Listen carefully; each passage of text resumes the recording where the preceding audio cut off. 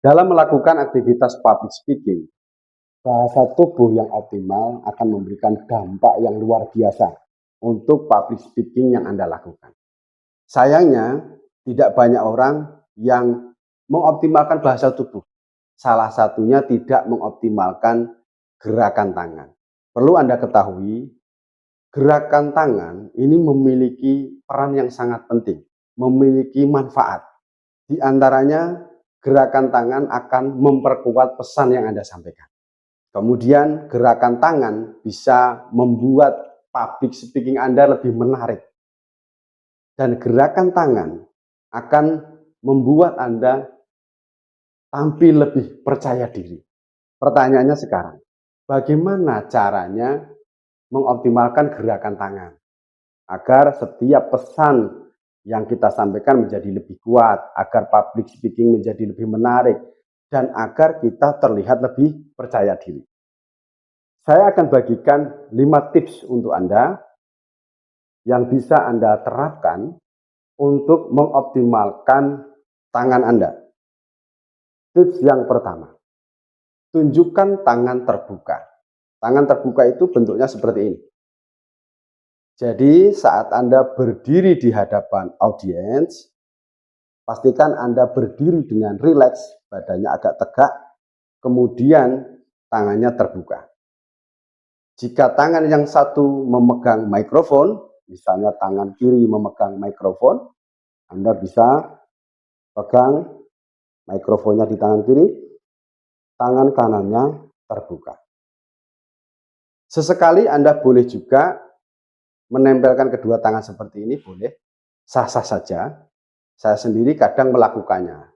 Jadi itu cara atau tips yang pertama. Kemudian tips yang kedua, hindari menggunakan tangan yang negatif. Tangan yang negatif itu seperti apa? Saya kasih contoh saja supaya jelas. Misalnya kedua tangan Anda masukkan ke kantong celana. Ini sering terjadi, sering saya lihat di kegiatan-kegiatan seminar, kegiatan-kegiatan public speaking yang pernah saya hadiri. Ada banyak alasan kenapa orang memasukkan kedua tangan ke saku celana. Salah satunya merasa lebih nyaman. Tapi masalahnya, audiens melihatnya bisa berbeda. Orang yang memasukkan tangan ke kantong celana, terkesan mereka sedang menyembunyikan sesuatu. Itu secara psikologis. Dan terlihatnya,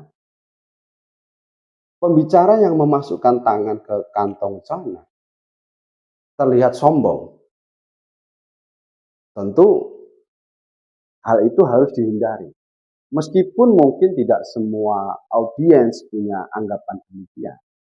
Tapi masalahnya, beberapa audiens yang lain bisa punya anggapan yang beda, yang negatif. Untuk itu sebaiknya dihindari. Kemudian bentuk tangan yang negatif lagi yang harus Anda hindari adalah bertolak pinggang sambil berbicara. Misalnya Anda bertolak pinggang, sini megang mikrofon, tangannya bertolak pinggang. Anda juga hindari hal tersebut karena terkesan Anda arogan. Lalu hindari juga sering memegang hidung, karena dalam ilmu psikologi, orang yang sering memegang hidung sembari berbicara menunjukkan bahwa mereka itu sedang berbohong. Untuk audiens, mungkin tidak semua punya anggapan demikian, tapi sebagian yang lain khawatirnya mereka meyakini kalau orang yang sering memegang hidung berarti bohong. Kalau mereka meyakini demikian, tentu kita bisa mendapatkan penilaian negatif. Jadi jangan sampai kita melakukan hal tersebut. Kemudian yang tidak boleh lagi kita lakukan, biasanya kalau kita pakai kacamata, kita membenarkan kacamata seperti ini, terus-terusan. Ini tidak perlu, dan hindari hal tersebut, atau garuk-garuk kepala. sering seperti ini, sebaiknya juga dihindari, atau kita memainkan sesuatu di tangan kita. Hindari juga hal tersebut. Tangan di belakang juga kalau bisa dihindari. Lalu ketika kita menunjuk audiens, misalnya menunjuk dengan satu jari seperti ini, hindari juga. Kalau mau menunjuk, caranya seperti ini, atau seperti ini. Ini kalau mau menunjuk. Itu terkesan lebih positif daripada Anda menunjuk satu jari. Itu adalah beberapa gerakan tangan yang sebaiknya Anda hindari saat melakukan public speaking. Kemudian tips yang ketiga. Tips yang ketiga adalah gambarkan pesan Anda melalui tangan. Misalkan Anda ingin menjelaskan sesuatu step by step, tangan Anda bisa seperti ini, step by step, bisa juga dengan memukul-mukul seperti ini.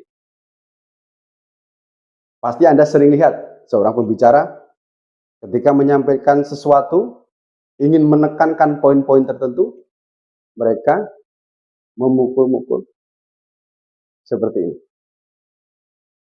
Itu juga bisa Anda lakukan untuk memperkuat atau menekankan poin-poin yang Anda bahas. Lalu tips yang keempat. Tips yang keempat, gunakan tangan untuk menjelaskan poin-poin. Misalnya ketika saya ingin menjelaskan poin 1, tangan saya seperti ini. Ini poin 1.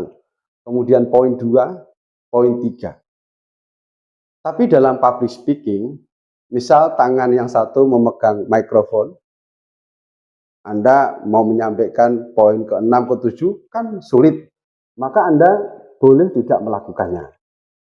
Saya pribadi saat menjelaskan sesuatu, tidak selalu menggunakan tangan saya untuk menjelaskan poin-poin 1, 2, 3. Tidak selalu. Tapi masalahnya kan saya melakukan itu natural, artinya tidak terkonsep sebelumnya. Semuanya natural. Ketika saya menyampaikan sesuatu, tiba-tiba tangan saya menunjuk 1, menunjuk 2, menunjuk 3 untuk menjelaskan poin-poin. Itu natural, tidak terpikirkan. Di situasi tertentu, kadang-kadang tangan saya tidak seperti itu. Dan itu tidak masalah buat saya, selama saya tidak menunjukkan tangan yang negatif. Selama saya tidak menunjukkan tangan yang negatif, buat saya tidak masalah. Kemudian tips yang kelima. Tips yang kelima, perbanyak latihan, perbanyak jam terbang. Karena dengan latihan dengan jam terbang yang tinggi, Anda akan bisa menampilkan tangan, menggerakkan tangan sesuai dengan pesan dan natural. Anda harus hati-hati. Meskipun gerakan tangan penting, tapi penggunaannya juga harus natural. Tidak usah dibuat-buat. Kalau misalnya dibuat-buat, kesannya lebay. Saya beberapa kali pernah menyaksikan dalam satu kegiatan, saya menghadiri sebuah event, seminar, event public speaking. Saya melihat pembicara itu gerakannya terlalu dibuat-buat. Misalnya seperti ini contohnya dibuat-buat ya. Selamat pagi Bapak dan Ibu semuanya. Di kesempatan ini saya akan menyampaikan beberapa hal terkait dengan, nah ini terlalu lebay menurut saya, terlalu dibuat-buat. Biasa saja. Bikin natural. Semakin natural, semakin baik. Dan natural itu butuh jam terbang. Butuh latihan terus-menerus. Perlu Anda ketahui, ketika saya mau buat video ini, video pembahasan materi ini, saya latihan terlebih dahulu, tidak langsung tiba-tiba saya take video, tidak. Saya latihan, tidak langsung take, tidak. Karena menurut saya, supaya saya bisa tampil natural, apalagi direkam, itu tantangannya beda dengan public speaking langsung di hadapan orang. Menurut saya pribadi, di hadapan kamera itu lebih susah. Karena kalau kita tidak terlihat natural, video kita juga tidak menarik. Dan untuk itu saya latihan. Karena itulah Saya sarankan Anda supaya maksimal lakukan latihan perbanyak jam terbang. Itu tadi adalah 5 cara atau 5 tips ya untuk mengoptimalkan tangan. Saya ulangi sekali lagi cara-caranya atau tipsnya. Yang pertama, tips pertama, tunjukkan tangan yang terbuka. Kemudian tips kedua, hindari tangan yang negatif. Kemudian tips yang ketiga, gambarkan pesan Anda melalui gerakan tangan. Tips yang keempat, gunakan tangan untuk menunjukkan poin-poin. Tips yang kelima, latihan dan perbanyak jam terbang. Dengan menerapkan 5 tips yang tadi saya sampaikan, maka Anda akan bisa menggunakan tangan Anda dengan optimal untuk public speaking Anda. Sehingga pesan yang Anda sampaikan dalam public speaking akan menjadi lebih kuat. Public speaking Anda akan lebih menarik dan pastinya Anda akan terlihat lebih percaya diri.